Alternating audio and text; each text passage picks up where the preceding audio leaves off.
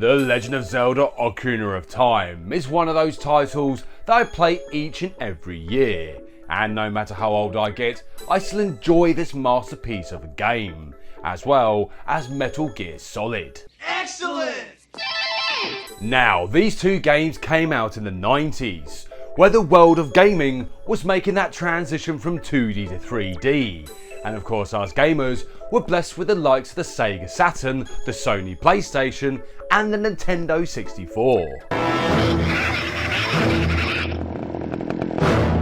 Obviously, the likes of the PlayStation and Nintendo 64 need no introduction, but there was a time when Nintendo and Sony were actually working together to create a games console for the 90s.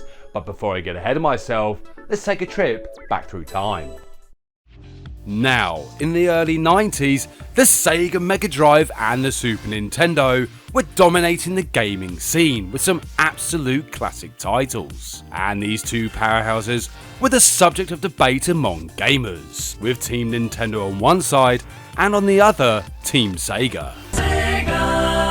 This period of time was known as the Bit Wars, a topic I'll cover at some point in the future.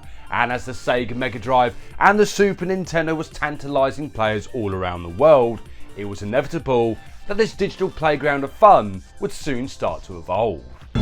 Good morning! Nintendo announced that they were working alongside Sony to create a CD-based add-on for the Super Nintendo. And if memory serves me right, it got gamers quite excited, especially when it was revealed that existing games could be expanded. Yes! The world of gaming was waiting in anticipation. However, at the last moment, Nintendo announced that they would work alongside Philips, undoing all their work with Sony. As I've mentioned in previous videos, this was dubbed as the greatest betrayal in the world of gaming, and Nintendo and Sony soon parted ways. And as we all know, the Philips CDI essentially bombed. Obviously, we know full well what happened with Sony, creating perhaps one of the finest gaming consoles of the mid-90s. But just imagine, if you will, for a moment, if Nintendo and Sony hadn't parted ways, and they went on to create the Nintendo PlayStation. The Nintendo PlayStation would have been a sleek, futuristic console that combined the expertise of both Nintendo and Sony.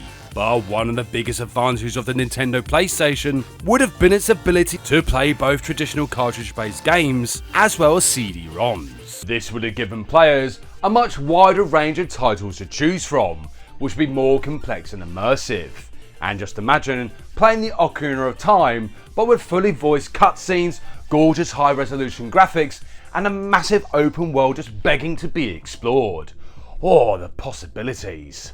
There would have been other features for the Nintendo PlayStation that would have set it apart from consoles at the time, and this could have been its built-in online capabilities. Games that would take full advantage of this would of course be Mario Kart, GoldenEye, Gran Turismo, and the legendary Worms.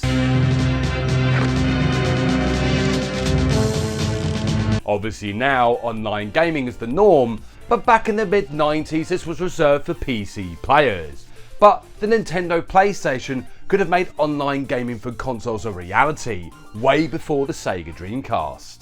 Another potential advantage of the Nintendo PlayStation would have been its ability to attract third-party developers. Oh friend! Oh new friend! The likes of Final Fantasy VII, Metal Gear Solid, and even Resident Evil would have helped expand the Nintendo library of games. Now, Nintendo does have some legendary titles such as Super Metroid and F-Zero, to name a few.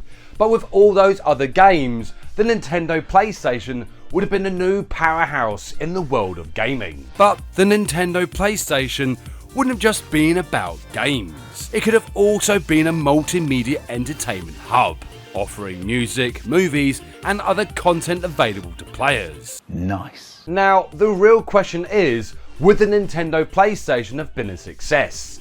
And in order to answer that question, we have to take a few factors into consideration.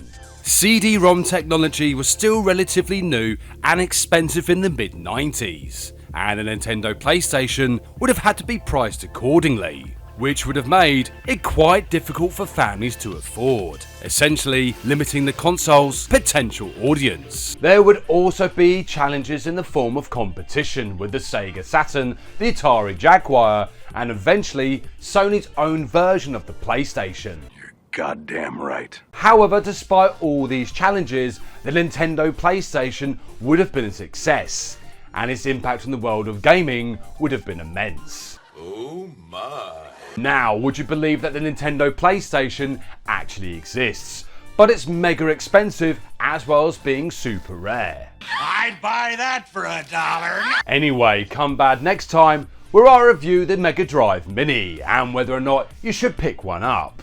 Thank you so much for watching, and see you next game.